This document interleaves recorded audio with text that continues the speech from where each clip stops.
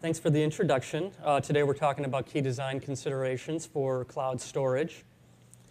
As Mark mentioned, I work at SolidFire, which is a data storage company that's in Boulder, Colorado.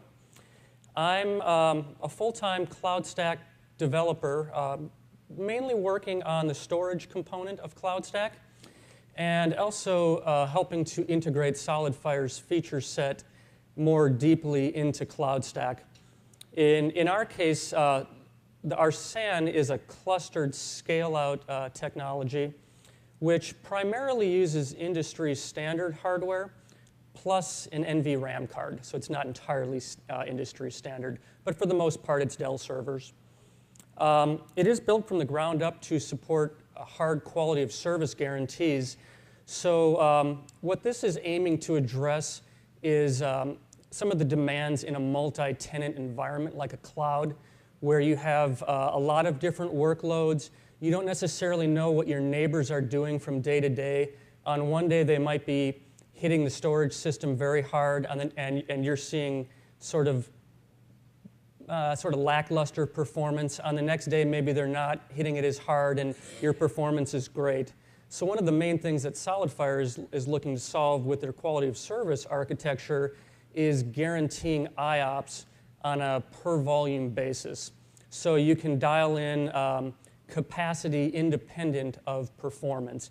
You can say you want a volume, of course, of a certain size, but also say I want a minimum of, let's say, 500 IOPS, maximum of 1,000. And then also you can specify what we call a burst number of IOPS. But the big gist here is to bring performance consistency to the cloud, so people are willing to run their mission-critical applications in a multi-tenant environment. They can know that their performance will be consistent and predictable.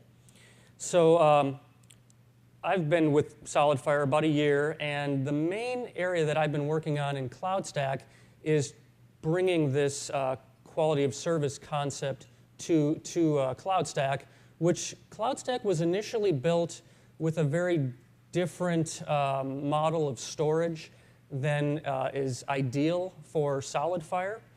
What CloudStack does, as John mentioned before, is you have primary storage, you have secondary storage, and I'm mainly going to talk about primary storage since that's where SolidFire plays for the time being at least.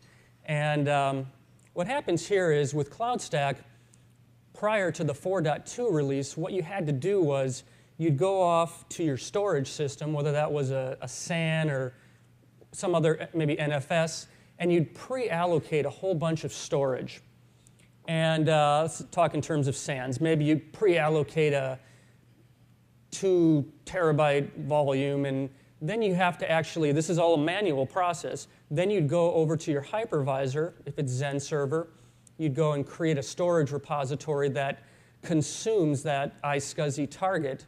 And at that point, after doing these steps, you're able to go into CloudStack and create primary storage that's based on your storage repository.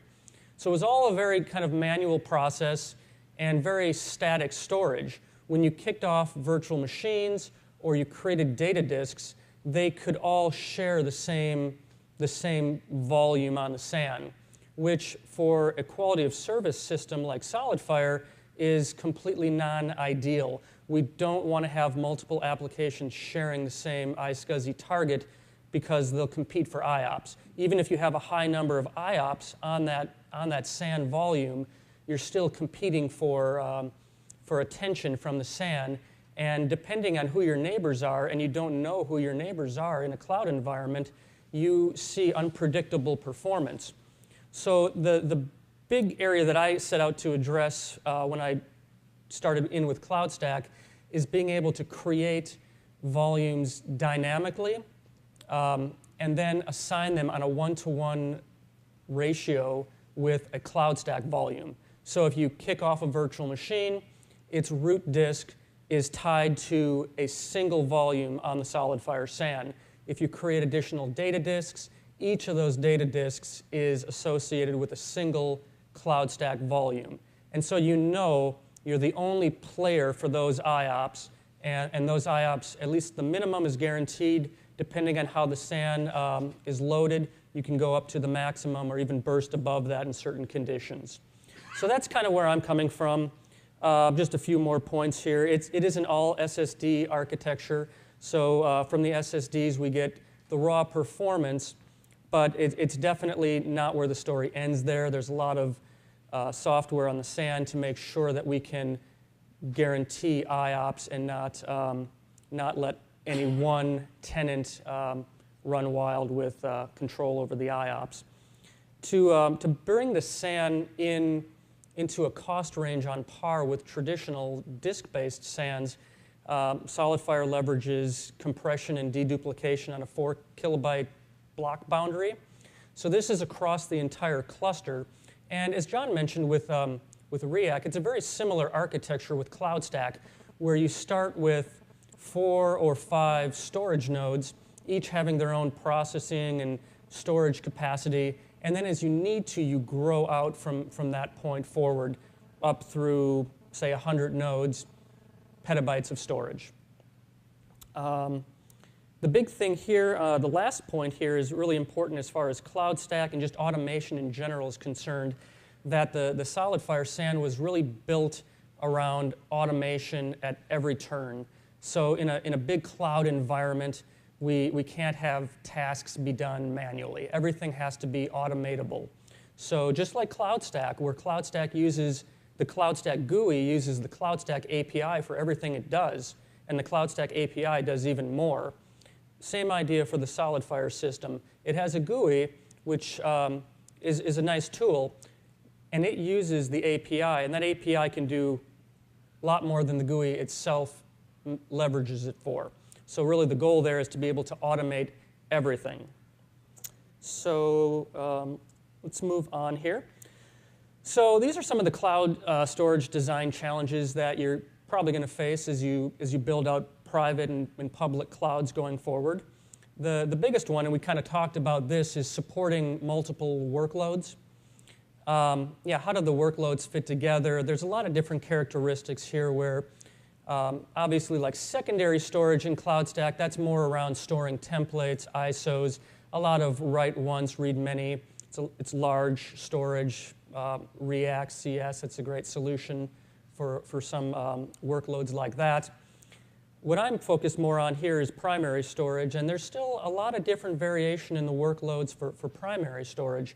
Typically you hear of, it's random access is at a high level what it is for the most part, but there's different read-write ratios and a lot of complexities that get involved with primary storage. So we'll get into that as we go on here.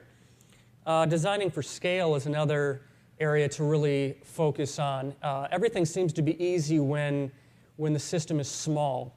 We want to make sure that it doesn't just start easy, but as the system grows over time, you maintain that simplicity in managing the system. I think CloudStack does a great job of this, and personally, I feel that SolidFire does a similar great job of this in terms of how it scales out its storage to support CloudStack. Ability to protect data. So how important is your data? So not all data is created equally. Some data may not require much protection. It could be rebuilt. Other data, perhaps you want 2 or 3 copies of the data, and we want to make sure that we're able to support that in CloudStack through, even though you may have multiple vendors providing various feature sets, we want to come up with some way to bubble this all up to the end user and make it really present it to them in terms that satisfy their business needs. Not so much phrasing it like, do you want 2 or 3 copies of the data, but rather how fault tolerant do you need this VM to be? How many faults does it need to be able to survive? That final point is about managing cloud storage, which I talked about a moment ago. And the big key here is automation at every step of the way. So let us go on to, this slide here. It's really meant to impress upon you the variety of workloads that you might see in your cloud. Not everybody's going to have every single one of these. Some people are going to have other kinds of workloads. But it's just stressing the variety of workloads that are out there. The guy on the left is supposed to represent your storage. In this case, he's balancing a bunch of plates on sticks, and they're taking him in all different directions, and they have conflicting requirements, and the storage still has to be able to satisfy the end user needs. So let's get a little bit into designing for multiple workloads. We probably all agree that if you have 12 different workloads, you can't have 12 different storage systems, each one customized to a particular workload. It would be too costly and complex to manage that kind of a situation. So typically what we do is we're going to look at the higher level characteristics of those workloads. Like I mentioned earlier, is it a mainly read workload, sequential access? Is it mainly small random access, read-write ratios? Trying to come up with certain ways of categorizing your workloads from a higher level standpoint. Some of them are going to have certain performance characteristics in common. Other ones are going to have certain capacity requirements in common. And we'll dive into that a little bit later. But typically, tiering is the most common solution that people use today. Now, CloudStack, at a high level, it tiers based on primary storage, which is your storage for your root disks, your data disks, a lot of random access workloads, and then it does secondary storage, which is for your templates, your ISOs. But even at a deeper level with primary storage, you can go into kind of sub-tiering there. So within that primary storage tier, not all of your workloads are the same. And it really depends on your environment. So if you know your workloads, if you're working maybe at a mid-sized enterprise and you have a pretty good handle on what's running on your servers, then you might be able to get by with a few tiers within your primary storage. You know that this particular application is running on this day and it's going to impact another application, so you're ready for those kind of things. But in a big cloud environment, especially large enterprise or a public cloud where you have multiple tenants who don't really know about each other, it's really hard to predict from day to day what kind of workload your cloud is going to be processing. So yes, I think traditionally people do take their primary storage and they break it up into sort of fast, medium, slow buckets. Maybe fast is block storage based on SSDs, and medium might be block storage based on SATA drives or whatever you have, and slower might be, well, actually SAS may be in the mid-range and SATA on the low end. And that may or may not work for you. This is kind of where I put in a little plug again for SolidFire. In this case, with primary storage and the focus on quality of service, if you need to have 1,000 different tiers, each tier having a different number of minimum IOPS and predictable performance, you can do that with CloudStack. You don't have to confine yourself to a small number of tiers that may or may not satisfy your workload requirements. And I'll get into that in a bit as we kind of progress here as well. So this here is just mainly kind of meant to stress the difference between traditional tiering and then service descriptions, which is more how CloudStack or OpenStack work. So traditionally, you might see 3 tiers. And each of these tiers traditionally would be tied in very closely to a particular vendor's technology. So maybe tier 1 would be EMC, and you would surface some EMC features that tier 1 workloads can leverage. And tier 2, maybe that's going to be NFS access, and perhaps your vendor is NetApp, and you are tempted because they have some good data protection features to really surface the details of those to your end users. And what happens here in this kind of like traditional tiering where you tie a tier into a particular vendor is it becomes difficult to swap out vendors that have similar feature sets but not exact feature sets. And that's really what CloudStack does a great job of addressing with these service descriptions. So CloudStack calls them different things like compute offerings, disk offerings, network offerings, and a compute offering in something like CloudStack would give you the ability to specify from a user's standpoint what you really want. I want a certain amount of processing performance. I want a certain amount of memory, and perhaps provide some indication as to how performant the storage needs to be. Prior to the SolidFire plugin, what you might be limited from a storage standpoint is to say, I want fast, medium, slow, as opposed to giving a specific number of IOPS.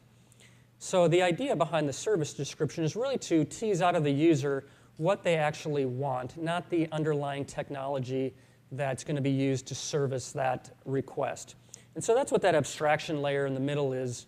And John kind of talked about this earlier in his presentation. But CloudStack does a nice job of taking those user requirements and then translating them into finding out which underlying hypervisor should be used, what storage should be used, how should the networking be set up. And I'm not as familiar with OpenStack, but I believe it does a very similar job of kind of changing that paradigm from tying tiers in directly to vendor-specific features into abstracting that more and really getting at the user's ultimate needs.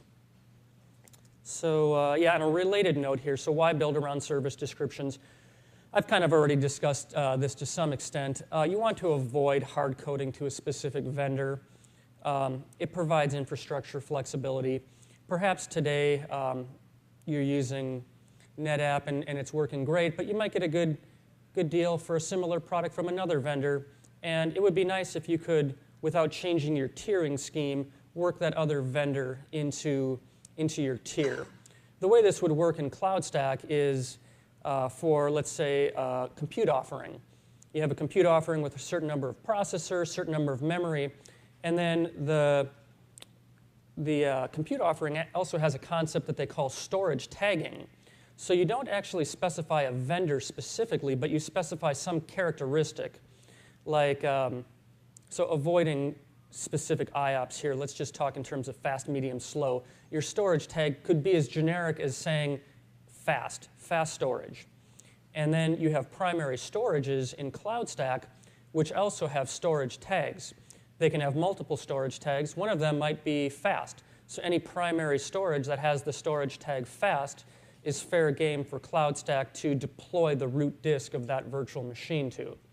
So this is really nice in terms of now being able to add additional primary storage to CloudStack, tagging it as fast, and now making your compute offering stays the same. And the next time a user spins up a virtual machine with that compute offering, it's fair game to place the root disk on that new primary storage. So it really abstracts the user from some of these details that are associated with a particular vendor. Let's see. Let's turn our attention now to thinking a bit through scale. And these are just some of the questions we'll look at. So how does the expected workload consume storage? We've kind of discussed that before. How is the storage system designed to scale? So is it a scale out solution like REAC or SolidFire, where you start with individual storage nodes and you can grow out the system by adding additional storage nodes to the SAN as you need to? Or is it more of a scale-up solution, which typically that looks like a couple dual controller heads, and it's backed by a bunch of disk shelves, and you're able to grow out the disks in the disk shelves up to a certain point. And at that point, if you've pretty much maxed out the performance capabilities of the controller, at that point you're either looking at replacing the controller heads with more powerful ones, or if you're already at the most powerful ones, you're looking at building out a new SAN, which is sort of independent of the previous SAN, which kind of creates islands of storage. In a lot of ways, scale out storage, where you're adding additional storage nodes, addresses that problem, where you can grow not only the capacity of the storage behind the scenes, but also corresponding performance. Another point to mention is compute and networking resource limits that impact storage design. We'll go into that just to some extent. And your data center footprint constraints. So looking at this in a little bit more detail from a compute and storage standpoint, there's a couple ways to approach growing your cloud. The first approach is better on the left there with compute plus storage. There's kind of a 1-to-1 ratio in that model where maybe if your data analytics might be a big workload of yours. So the more data you have, the more processing power that you need to analyze that data. This tends to be better for more like single predictable workloads where there's a fixed relationship between compute and storage. Looking at it from CloudStack's standpoint, which is more focused on infrastructure as a service, there you're definitely dealing with multiple workloads. You don't really know if you have an increase in data, is that going to lead to a corresponding increase in the amount of compute power. A lot of that is because you're working in a multi-tenant environment. I've mentioned it before. You just don't know what the people on the cloud are doing. You don't know what your neighbors are doing if you're one of the people using the cloud. If you're a person running the cloud, you don't necessarily know what your customers are running on the cloud. So in this model, it's probably better to decouple compute and storage, which CloudStack does a great job of. You can continue to build out your compute clusters independent of your storage system that supports the compute. So yeah, just kind of following through a little bit more with designing for scale. Sizing the storage system. The storage systems come in all different shapes and sizes. There's more traditional monolithic systems, which is more almost like what we call at SolidFire, like a forklift upgrade. You just kind of come in with a huge amount of storage and you drop it off in somebody's data center, and they may not use that storage in its entirety for years and years and years, and it's taking up space and requiring cooling and powering during that time. So it's very expensive. A nice alternative to that is a clustered system, which, like we've discussed before, being able to come in with 4 or 5 storage nodes is great. You actually need that for now and the foreseeable future. And then as the need arises, you can pay and grow over time. So you're not paying for storage and compute that's just sitting in your data center and taking up electricity and requiring, well, just basically power and cooling. And there's a lot of expense that goes into that. So there's a lot of benefit you can glean from a clustered scale-out architecture, just in terms of even just like powering. Let's see. Let's take a look at some of the potential infrastructure resource limits. So the number of VMs per cluster is one thing to consider when you're building out a cloud. Now this is going to vary depending on your workload as well. But in CloudStack, you're able to take a cluster of one node up to pretty much the limit of the hypervisor in question.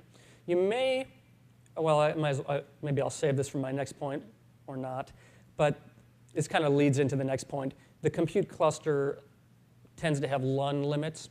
So in CloudStack, the way it was initially designed, this wasn't really an issue. If you allocate a really large SAN volume and you run a lot of root disks and data disks on it, it's not so much of a problem with LUN limits.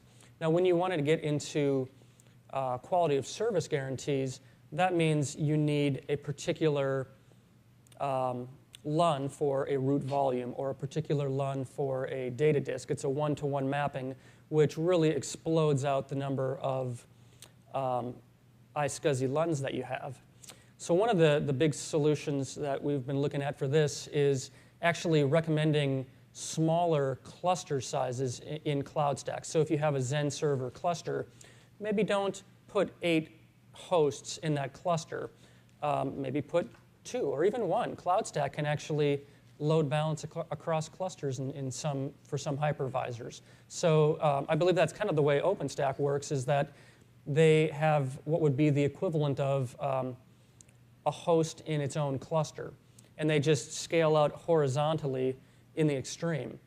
And so if you're a host in your own cluster, those LUN limits only apply to you, not to everybody else in that cluster. What ends up happening here is if you have 8 hosts in a say a Zen server cluster, and you need access to 300 iSCSI targets, well, it's not just the one host that maybe uses up 100 of those and another maybe uses 50. Any host in that cluster should have access to that iSCSI target in case you want to live migrate the volume or things like that. So what happens is if you need access to 300 iSCSI targets in that cluster, you end up having 300 iSCSI connections from each of the hosts. And that's fine, it can handle that, but you hit your resource limits much faster. Now, if you just shrink that cluster down to a single host per cluster, you don't necessarily have to require other hosts that don't need immediate access to that iSCSI target to have a connection to that iSCSI target. You can more late bind those connections. We won't really get into this, but network VLAN limits is something definitely to take into consideration. Let's see, at the bottom, just talking about data center footprint concerns. The main one I wanted to talk about is power and cabling. I was really surprised when I started at SolidFire when I saw a picture of a competitor that we had replaced, and just the complexity of the cabling in the data center. It was beyond anything that I was expecting, how simple it got. And so that's just one of the things I just wanted to point out, is just it's kind of important to understand how a storage vendor's solution is actually cabled together and how complex that's going to be. Some of that is just aesthetic, but it can be very easy to make mistakes when there's tons and tons of cables. So just wanted to point that out. All right, so data protection options. So moving away from scale, kind of talking about data protection options. There's a few different ways to approach how you protect your data in a cloud environment, or just like a regular non-cloud environment. In this case, we're looking at, there's third-party tools, that's the top row. The middle is hypervisor snapshots, and the bottom is the actual storage system itself. So with a third-party tool, it is hardware and hypervisor independent. They do tend to be application aware, which is great for taking consistent snapshots. So if your application is using multiple volumes, maybe like SQL Server, it might have a data volume and a logs volume. Well, when you take snapshots of that system, it would be great to take the snapshots at the same point in time. And third-party tools like, or even like VSS from Microsoft, it's Volume Shadow Copy Service, tools that are built to leverage VSS can do a great job of taking consistent snapshots across volumes. And so that's a great pro from a third-party backup or snapshot point of view. It is an extra tool to maintain, and that does add complexity to your environment. But depending on how consistent you need your application's data to be when you take snapshots and restore from those snapshots, it might be something definitely to look into. Hypervisor snapshots are an interesting alternative as well.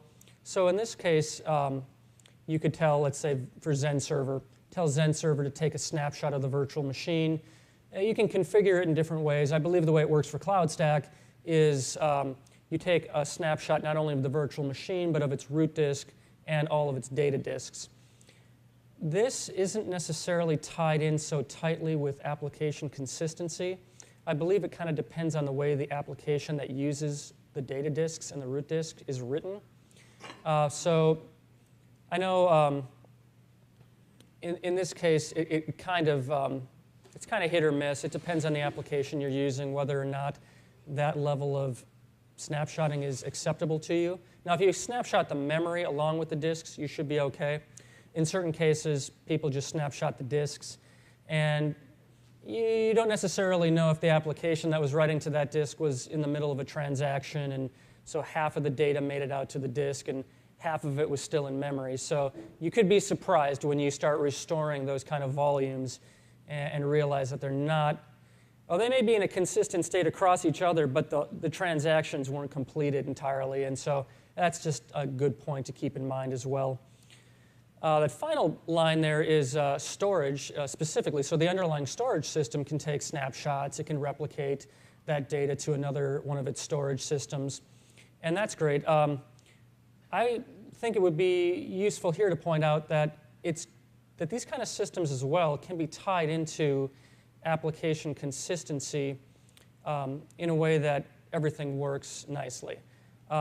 So it's nice to know if the storage that you're using does leverage some kind of application consistency technology.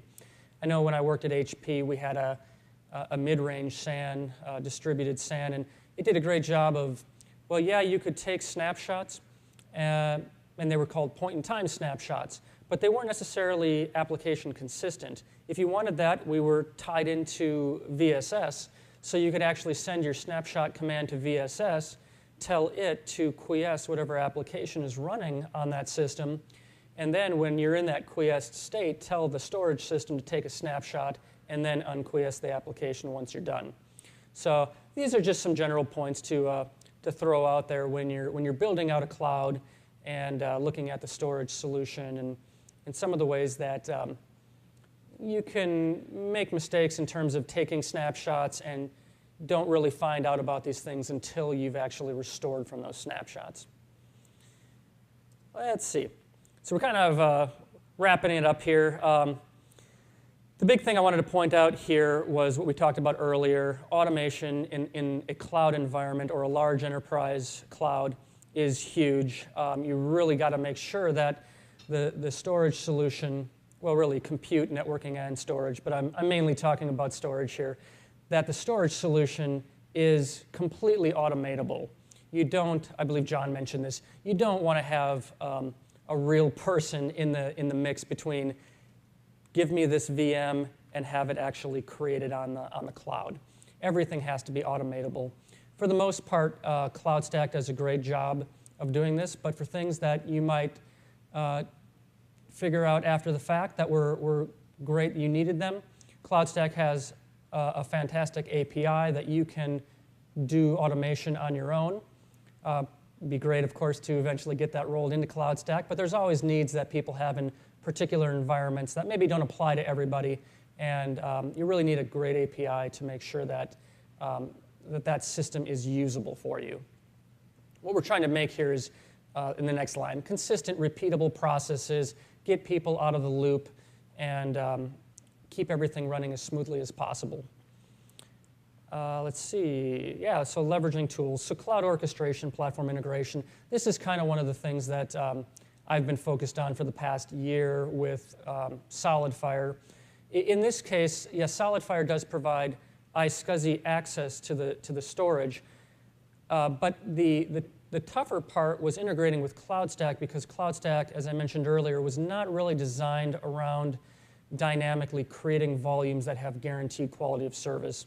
So it might be something interesting to keep in mind when you go out hunting for storage. How deeply integrated is that storage into the cloud platform that you're looking to leverage, whether that's CloudStack, OpenStack, whatever product. Let's see. Oh, yeah, we have a shopping list. Okay, that's kind of where I was getting at before. So some of this is just summary.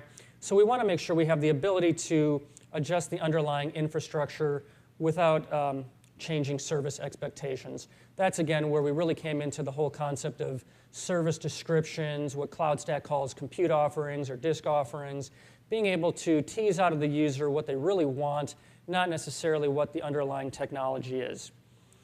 Granular scaling is great for any kind of a cloud environment. Nobody plans to have a small cloud. You start out small, perhaps, but it's hopefully going to get larger and larger and satisfy more people over time. We want to make sure that the management burden does not increase as the cloud gets larger and larger. So rack density, this is more, I'm thinking personally in terms of storage rack density. This can actually lead to a lot of cost savings in terms of just how green is your storage? Is it consuming tons of electricity powering spinning disks that aren't going to be used for years? Or are you using a more of a clustered kind of a storage solution where you don't have to buy that storage until you really need it? In the case of SolidFire, we're powering SSDs instead of spinning drives. So those are all interesting considerations to keep in mind as well. Independent data protection, we won't really go here again, but it's just talking about snapshots and replication, just keeping that in mind. How can you make technologies from different vendors work in your cloud together nicely and fully automate? We've talked about that a lot, so I won't go there again.